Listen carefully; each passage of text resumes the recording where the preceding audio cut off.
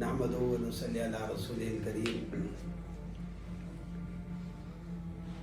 آج یہ موضوع بیان کرنا ہے کہ پرفتن دور شروع ہو چکا ہے، خصوصی طور پر دین کے لحاظ سے۔ کچھ حضرات ایسے جو بالکل ہی دین پڑھا نہیں ہے، نہ کسی مدرسے میں گئے ہیں، نہ کسی استاد سے پڑھا ہے، ترجمے دیکھ کے لوگوں کو گمراہ کر رہے ہیں۔ دیکھیں بھئی، میرے نبی کریم صلی اللہ علیہ وسلم نے فرمایا اوتیت بجوامع الکلم، مجھے جوامع الکلم دیے گئے۔ اس کا کیا مطلب ہے؟ اس کا مطلب یہ ہوتا ہے کہ لفظ ایک ہوتا ہے اور اس کے مطلب بہت ہوتے ہیں، تو جس وجہ سے پھر فقہاء میں امت میں اختلاف آ جاتا ہے۔ اب عام آدمی کو کیا پتہ چلے گا اس کا کیا مطلب ہے؟ تو اس کے لیے علماء کی رہنمائی ضروری ہے، اور یہ جو سمجھتے چند کتابیں دیکھ کے ہم دین کو سمجھ جائیں گے اور دین کے لیکچر دیں گے، یہ ان کی غلط فہمی ہے۔ کیوں؟ کبھی کبھار انسان جو ہے نا قرآن میں اور احادیث میں مطالعہ کرے تو حرکت سے زبر زیر سے بھی ترجمہ بدل جاتا ہے۔ مثلا آپ نے دیکھا ہوگا جنتن، اب جنت کی زبر سے پڑھیں تو اس کا مطلب ہوتا ہے جنت، اور اس کی زیر لگا دی جائے، قرآن میں بھی یہ سامان ہے، تو اس کا معنی ہوتا ہے جن، من الجنت والناس، اب جن بن جائے گا ایک ہی لفظ کے اوپر۔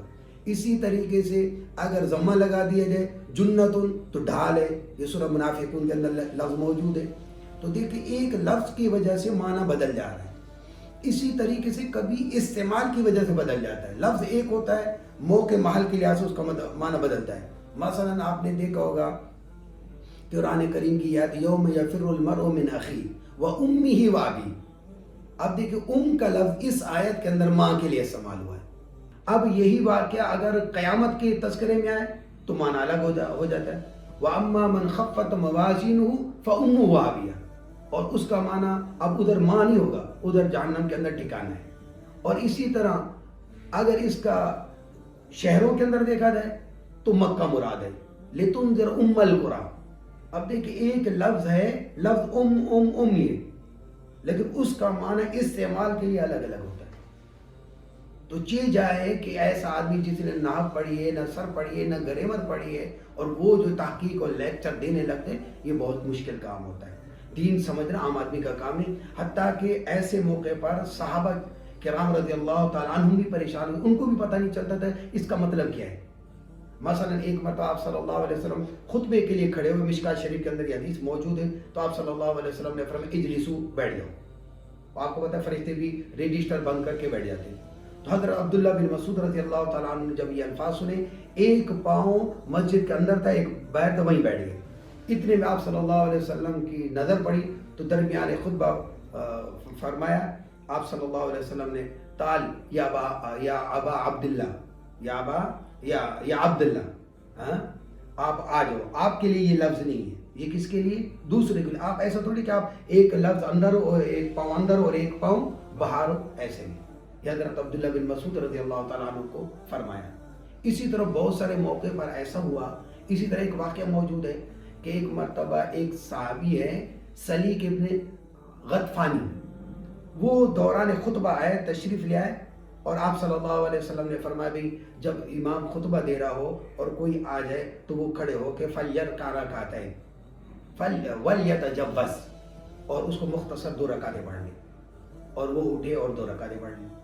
اب دیکھیں اب اس کا کیا مطلب، یہ ان کے لیے خاص تھا، یہ دیگر کے لیے، حالانکہ یہ اٹھے 2 رکعتیں پڑھی، باقی نہیں اٹھے۔ تو چاہیے تھا تحیۃ المسجد جن نے نہیں پڑھی وہ بھی پڑھتے۔